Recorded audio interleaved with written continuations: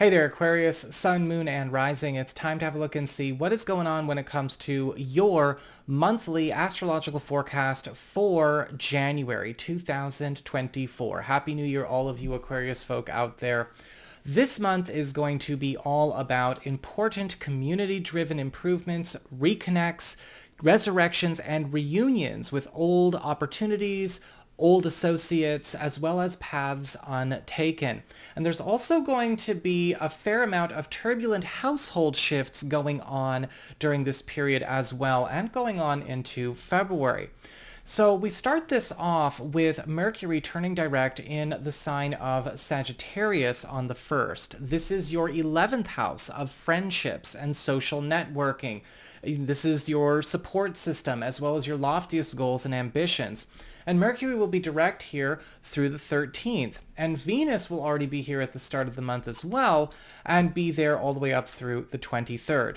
These two in your 11th house are really lighting up your social life. You're going to be finding that a lot more action, a lot more adventure is coming into your world.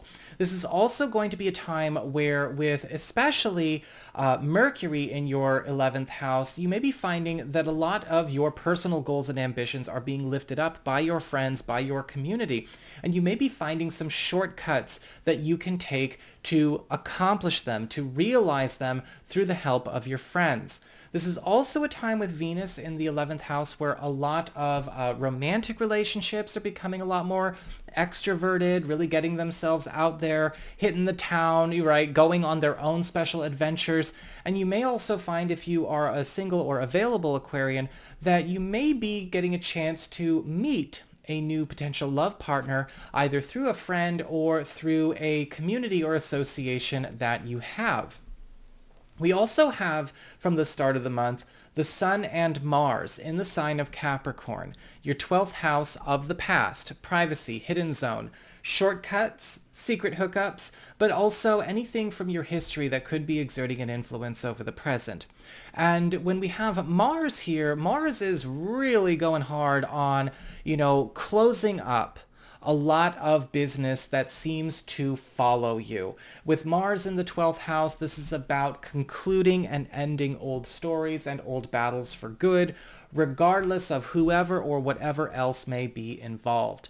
And the Sun here is going to be helping you to reconnect or even revive things from the past that are not so negative, that don't need to be purged, but may actually deserve a second chance in the limelight of your life, whether these are projects, or maybe these are old dreams, old stories, or again, paths untaken. When Mercury and Venus move into this part of your chart in the second half of the month, Mercury is going to be speeding up the progress with what you have decided to take on or welcome back or maybe reconnect to or open up to once again. And Venus in the 12th house is allowing you and a partner to start stepping into more of a private space, right? Kind of maybe taking a step back from the crowd, turning our love life into more of a private retreat for ourselves. And the same thing could also be showing up for those of you who are single or available to new people. We also have this very special new moon in your in your 12th house on the 11th. So same spot. And this new moon is all about a resurrection and a revival, something getting brought back to life that was once left back in time. And a lot of you Aquarian people are getting a chance to give something a new beginning. Now, this could be something that maybe you had but had to give up, or something that you turned aside from, something that you've always wanted to do but never had the time, the resources, or the space to do it. And so again, it was maybe tabled or shelved, or perhaps this is something that is an incomplete part of your story.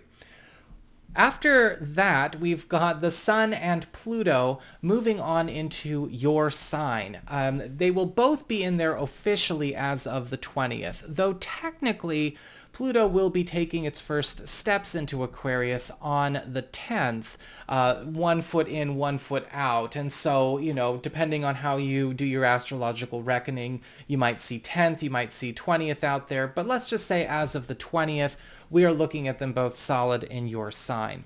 When we have Pluto in our sign, we get the wild card blessings of this planet. It's going to be turning on all other areas of our chart at once. It's hitting everything at the same time, but with a particular focus on your personal pursuits and your personal ventures, things that you initiated yourself, things that you start yourself, things that you run yourself, or things that you lead. Now with Pluto, we're talking about enforced progress and forced transformations, transitions, new developments and revelations, but also forced eliminations of things that are overdue to end.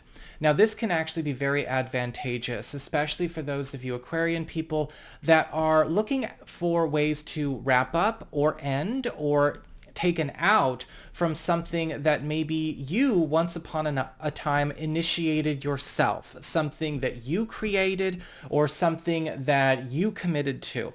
This could also be a time where a lot of forced and enforced progress is starting to bring in a great deal of new prosperity into your life, as this will also be forcing elevation and development in professional spaces as well.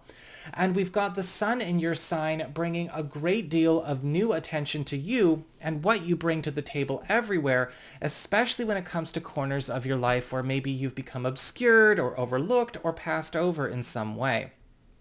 We also have a full moon in Leo, which is your 7th house of partnerships and closest one-on-one connections.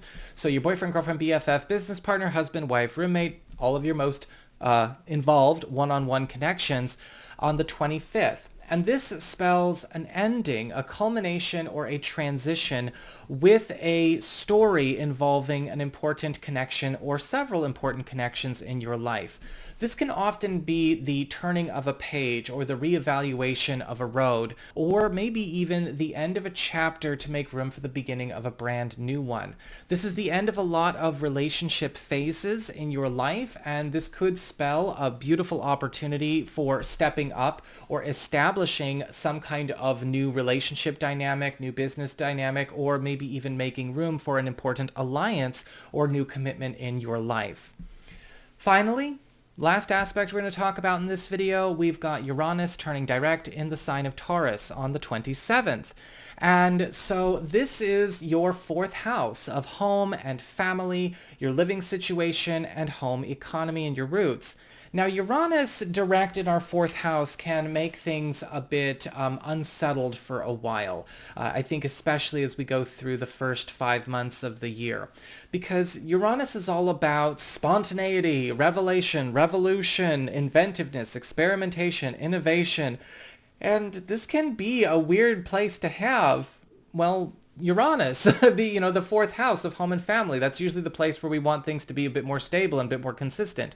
However, this can spell really good news when it comes to big breaks in not only maybe a living situation or a household or family goal, but also your home economy. Just keep in mind when it comes to Uranus in the 4th house, it does also tend to stir things up when it comes to family dynamics, of course, with relatives in particular. And you may also notice that a lot of unexpected developments in maybe ongoing plans or ongoing roads or maybe things that you've been passed down from the past are also going to be showing up to be reevaluated and reassessed. And sometimes these can come out of nowhere. And there could also be an increase in maybe some turbulent activity from family members.